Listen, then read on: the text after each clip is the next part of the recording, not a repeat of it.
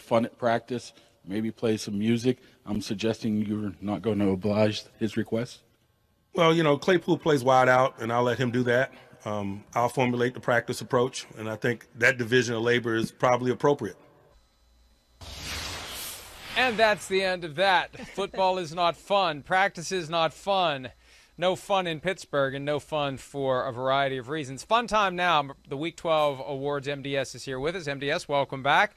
You've got the Cary Grove shirt back up again, not because of the whole Fire Nagy chant connection, but because there's a new trophy in the case. Yes, indeed. My team won the state championship. They beat East St. Louis, a team that is just extremely well regarded, has a ton of talented college prospects, but it was Cary Grove 37, East St. Louis 36 in the state championship game. Great game. Wow, high-scoring, exciting game. All right, exciting time now as we do the Week 12 awards. You're up first with the Offensive Player of the Week. Well, happy birthday to Deshaun Jackson, who turns 35 tomorrow and sure doesn't look it. He's actually the oldest player in the league to have had a 100-yard receiving game this season. And on Thanksgiving, it was 3 catches for 102 yards. He also got the Raiders another 47 yards on 2 pass interference penalties, and he is still such an incredible deep threat. He plays the way the Raiders have wanted their receivers to play since Al Davis first started calling the shots about 60 years ago. And I really wonder if the Rams, whose offense has stagnated lately, regret letting him go early in the season. I also wonder if some other teams regret not claiming him on waivers. He's playing real well for the Raiders right now. And Deshaun Jackson made a big difference for Derek Carr, MDS. And Derek Carr is my choice. 24-39, 373 yards, a touchdown, 101.8 passer rating. He leads the NFL with 3,414 yards. The difference in the game on Thanksgiving was he didn't throw any picks. 5 interceptions in the previous 4 games. That really hurt the Raiders. If he cannot turn the ball over and find Deshaun Jackson like he did in that game, the Raiders could make the playoffs, Mike. It would be very easy for me to give my award to Leonard Fournette, 4 touchdowns. The fruit is hanging too low. I want to give one of the Patriots players some praise here, other than Mac Jones offensively. Kendrick Bourne, a guy who came over in free agency from the 49ers, who did some good things with San Francisco, and maybe they should have found a way to keep him. He had 2 very impressive touchdowns this past weekend. Look at this catch. Watch him get the right foot down. Just jabs it down while he's getting jammed into the turf by Kevin Byard. Getting that foot down, that is great presence of mind as to where he is. And then this underneath route, a 41-yarder, 36 yards after the catch. Next Gen Stats said the chances of a touchdown there were 0.3%. And he got away with don't misunderstand me. I don't like this rule, but he did get away with the deuces at the opponent. It was Buster Screen closing in on him, and I have a feeling Bill Belichick probably didn't like that, but I liked it very much. Defensive Player of the Week, MDS, you're up.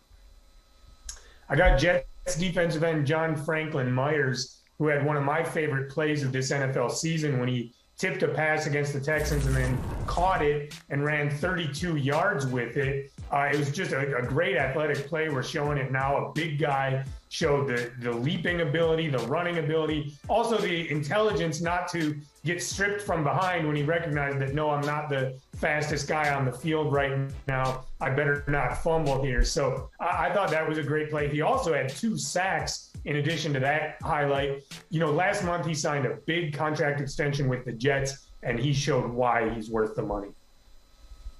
Well, I'm not even waiting till Rookie of the Week. I'm going to go with Patrick Surtain for Defensive Player of the Week. He was outstanding. In the fourth quarter, they led 21-7. He had the 70-yard interception return for a touchdown, totally put that game away. 5 tackles, 2 interceptions, 2 passes defense. You see why they took him 9th overall. He had only 1 pick this season before that game. Now he has 3. And, Mike, they, believe it or not, have been better without Von Miller, and the Rams haven't been as good with Von Miller. So perhaps it was Von Miller. I'm kidding. Rams haven't won a game since they traded for Von Miller and posted the Teddy KGB gif of him splashing the pot, and they're going all in. They're 0-3 since that moment. For me, And we've been talking a lot about Mike Tomlin in this show, and one of his sayings is, we don't want hostages, we want volunteers. Well, they had a volunteer in Mike Hilton that they sent away. Mike Hilton landed with the Cincinnati Bengals, and he supplied the dagger. That was the moment where that game was over on Sunday in Cincinnati. The pick six from Hilton. Otherwise had a very good game against his former team. You know, he knows the personnel. He knows the coaches. He has good instincts for it, and he jumped that route, scored the touchdown, and that was that for the Steelers against the Cincinnati Bengals. The worst loss ever, matching 41-10 in 1989, 41-10 to the Bengals again in 2021. All right, Rookie of the Week time, MDS, you're up. Dolphins edge rusher Jalen Phillips has been playing at a very high level lately and had his best game yet on Sunday, sacking Cam Newton once and P.J. Walker twice as the Dolphins defense dominated the Panthers offense. Dolphins coach Brian Flores said Phillips has been getting better every week, and he sure looks it. I think he's coming on strong, maybe a little late in the season to get any Defensive Rookie of the Year recognition, but for the last month or so, he's been playing as well as any defensive rookie in the league.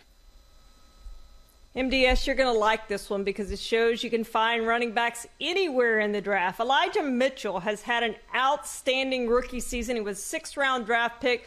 The 49ers actually took Trey Sermon in the third round. Elijah Mitchell has been the better running back. He has 400-yard games now, 133 on 27 carries and a touchdown in that win over the Vikings, 693 yards this season.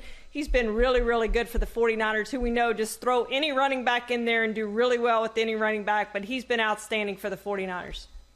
Dolphins made Jalen Waddle the 6th overall pick in the draft right after Jamar Chase, making Waddle the second receiver. He gets back together with his former Alabama teammate Tua Tagovailoa, and he's been better and better in recent weeks. The Dolphins are winning. With Jalen Phillips and Jalen Waddle, great foundation for the present and the future for the Dolphins. But Waddle had his biggest day as a pro. He's my pick for Rookie of the Week. All right, Coach of the Week, Tom MDS, who you got?